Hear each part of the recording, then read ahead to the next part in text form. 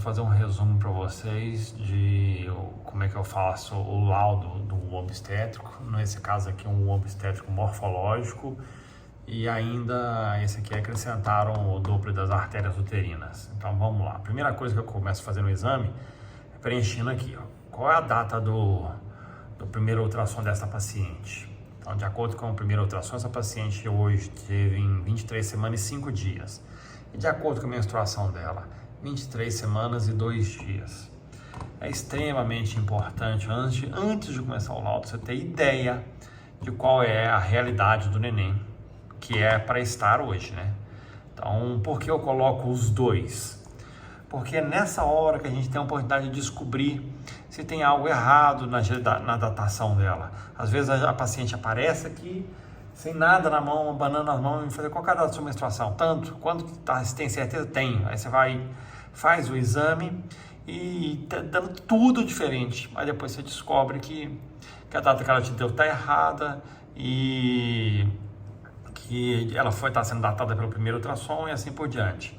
Então, ou seja, para falar do neném, para eu dar um resultado final, para eu ter falado se o neném está em boas condições, como é que eu vou falar que o neném tem peso adequado para a idade gestacional se eu não tiver ideia de que isso aqui tem, se eu não tiver certeza de que a data do neném hoje é 23 semanas e no caso aqui 23 semanas e 2 dias.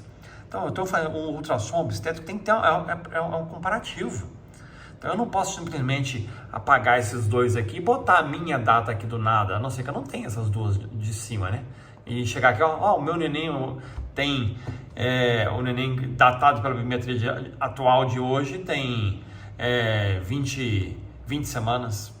Então, se eu chegasse nessa conclusão e não tivesse essas duas informações aqui, eu poderia colocar que ele estava adequado da idade gestacional? É claro que não, ia dar errado, eu estava fazendo um laudo picaretado, um laudo falso, um laudo correndo. Então, um laudo bem feito, a gente tem que ter certeza do que você está fazendo. Porque quando você chegar no resultado final, quando você definir, olha, esse neném tem 23 semanas. Aí você fala, não, então bate com os outros exames anteriores. Então, agora sim eu vou falar que o neném está em boas condições, que ele tem idade gestacional adequada, o peso normal e tudo assim. Então, eu nunca vou opinar e falar nada se o neném não tiver alguma informação anterior para mim, tá bom?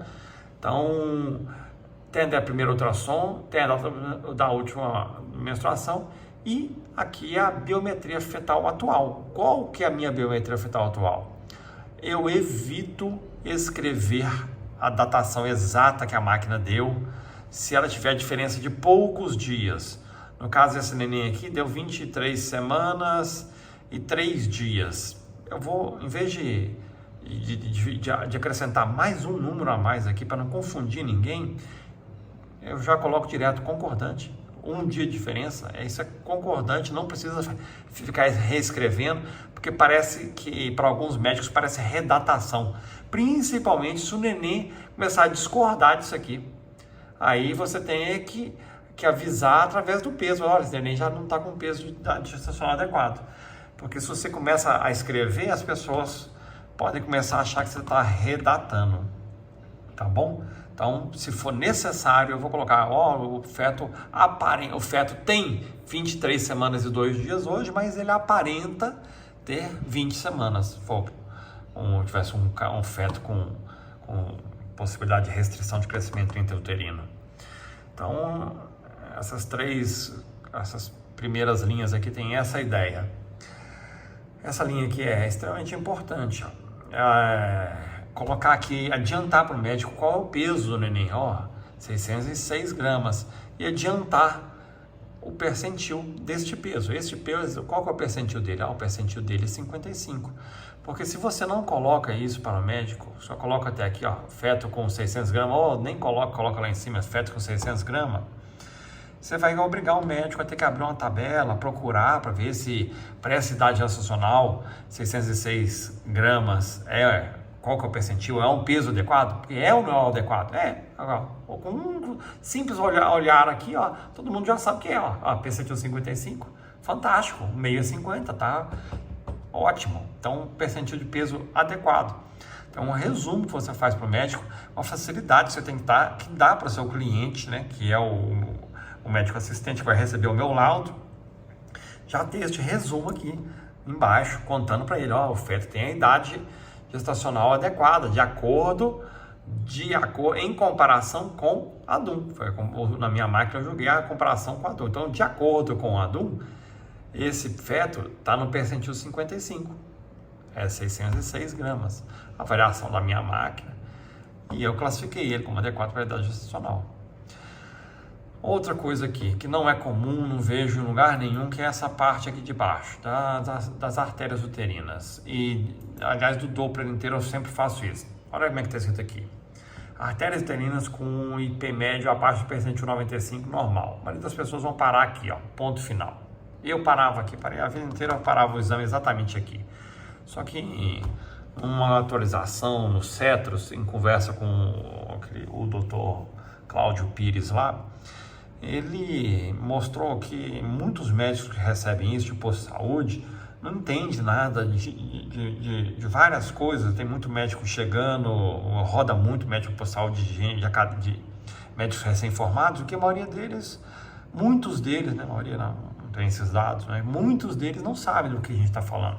Então, para conscientizar e ajudar esses médicos, que a grande parte dos médicos posto de saúde, ele indicou que a gente colocasse o significado dessa situação de o que significa o IP da artéria uterina. Também eu tenho uma frase bem parecidinha para a cerebral e da umbilical, todas descrevendo se está normal ou está alterado, indicando o que significa ela, né? No caso aqui, ela sugere baixo risco para pré-eclâmpsia e restrição de crescimento intrauterino. Então, eu não me atenho a apenas colocar normal ou alterado. Eu indico qual é a consequência, né, para facilitar para alguns médicos que podem não estar tão familiarizados com isso aí. Em pequenas cidades, isso pode ser bem comum, tá bom? Então, isso não foi da minha cabeça, isso aqui foi ditado. Nenhuma dessas palavras, nem a vírgula aqui, fui eu que inventei. Eu tirei do curso do Cetros. Então, depois eu mostro para vocês como é que é a mesma formação aí para cerebral e para uterina. Então, eu coloquei isso aí, já conversei com alguns médicos, acharam interessante, gostaram, alguns deles até recomendaram manter. Então, sempre mantive isso aí, acho que pode ser bastante interessante para muitos médicos, então, que mantive e assim. Os gráficos, eu sempre boto o gráfico da uterina, o gráfico da cerebral, o gráfico da umbilical quando eu faço. Onde eu tiro isso? No Fetal Medicine, é de graça na própria internet. Então você vai lá, joga os dados lá, ele dá o gráfico lá, você transfere para cá, para ser visível, né? Porque com o tempo o médico aprende isso aqui e rapidinho ele bate o olho assim e já vê a situação dos Doppler, de todos os gráficos do negócio. Então, a gente vai desenvolvendo, aprendendo e crescendo. Aqui está o Doppler, o resultado do Doppler, né? Aqui está só a descrição. Agora, o início do meu laudo aqui. A seguinte coisa, que é super importante. Normalmente, quando a gente tem uma máquina mais velha, mais antiga, tem mais dificuldade, mas as máquinas de hoje, mais novas, a gente não tem dificuldade, então não tem por que não fazer. Isso aqui que eu vou descrever para vocês.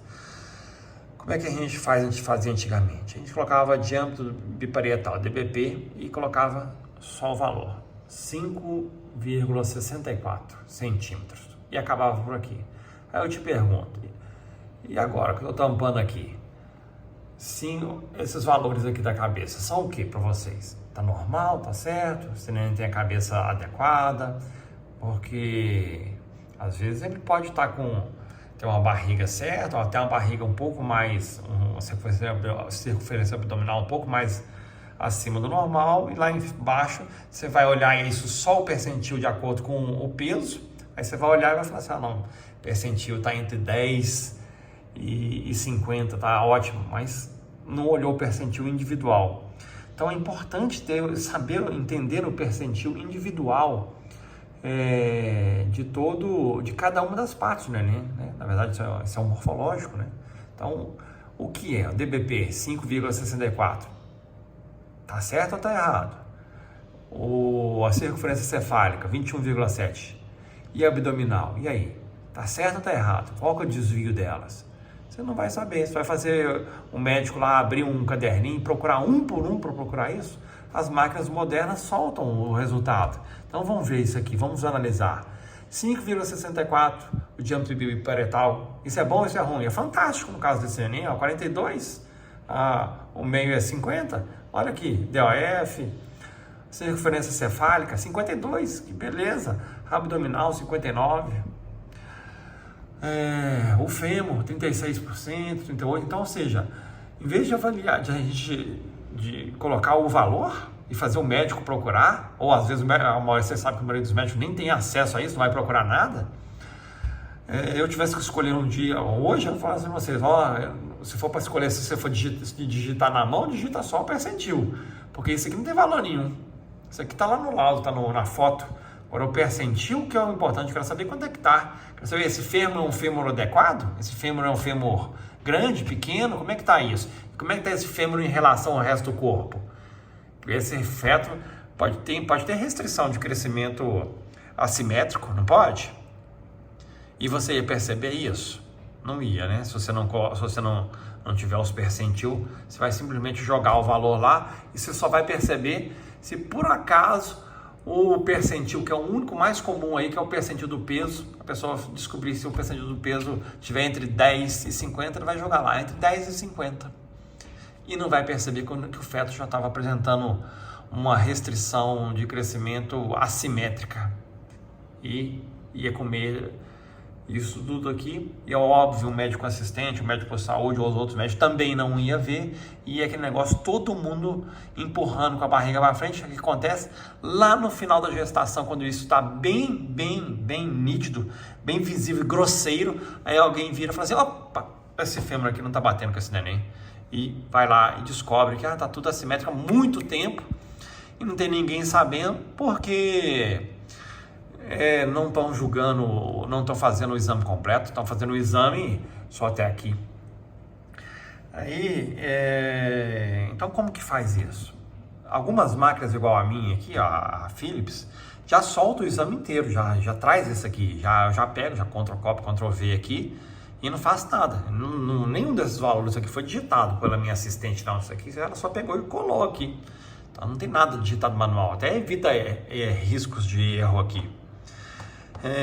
A maioria das máquinas não fazem isso, infelizmente, mas elas soltam esses valores aqui no reporte. Eu já vi muitos médicos que não têm esse acesso, essa habilidade, tirarem foto, uma print screen do reporte final e colocar lá nas imagens. É melhor do que nada, né?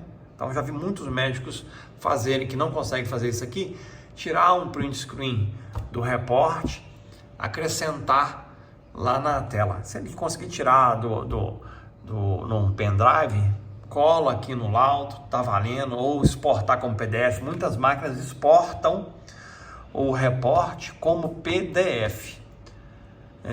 Você pode exportar como PDF e acrescentar atrás desse laudo. Você pode fazer o seu laudo normal e deixar as medidas parciais, se for o seu caso. Falar, não consigo, vou deixar parcial. Colocar as parciais e atrás dessa folha aqui você colocar a folha de PDF que os aparelhos nos dias de hoje conseguem fazer, que é o reporte em PDF. Aí o reporte em PDF vai estar em inglês, vai estar em outra formatação, mas se o médico assistente sentir, ou o ginecologista ou o médico avançado sentir necessidade de verificar um desses parâmetros, ele simplesmente vai chegar aqui e falar assim, opa, folhear, procurar lá atrás, e falar assim, deixa eu ver esses percentil de lançar direto pela máquina. E ele vai ter as próprias conclusões dele com base nisso aí.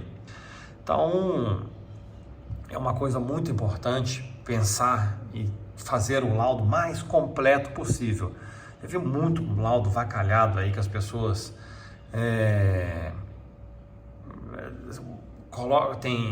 coloca errado, anota num papelzinho, depois vai lá na frente do computador para transcrever para o computador. A chance de errar é altíssima, o erro é grande. Então isso tudo tem que ser pesquisado, a gente tem que descobrir, tem que evoluir o ultrassom. Se o seu ultrassom está sendo feito desse jeito, em forma de papelzinho escrito à mão, copiando a mão de um lado para o outro, você saiba que você está com uma enorme chance de um dia causar um erro, causar um prejuízo para alguém, para uma gestante. E nós trabalhamos com máquinas, hoje as máquinas são de alta tecnologia, há muito tempo já são, e elas já permitem a gente tirar de dentro dessas informações e fazer da forma correta.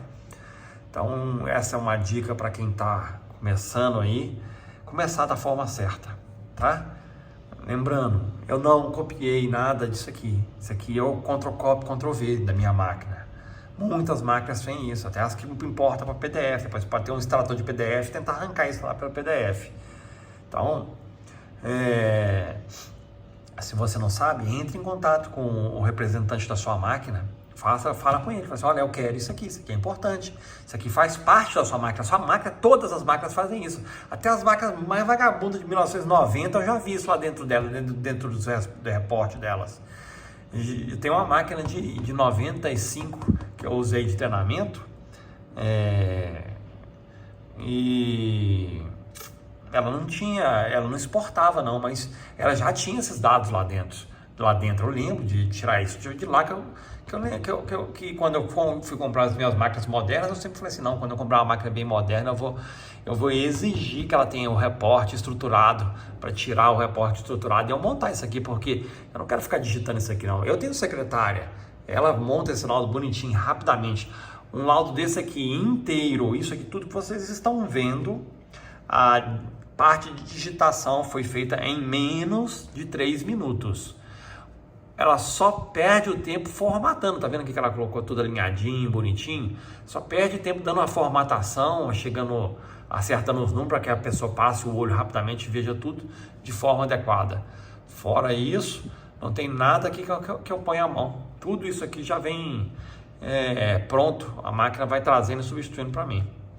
Então, passei para vocês aí como é feito o reporte aqui, como é feito o meu laudo, todo automatizado, e todo mundo tem que providenciar isso aí. Quem não tem que correr atrás, que o futuro vai cobrar de tudo isso aí de todo mundo, tá bom?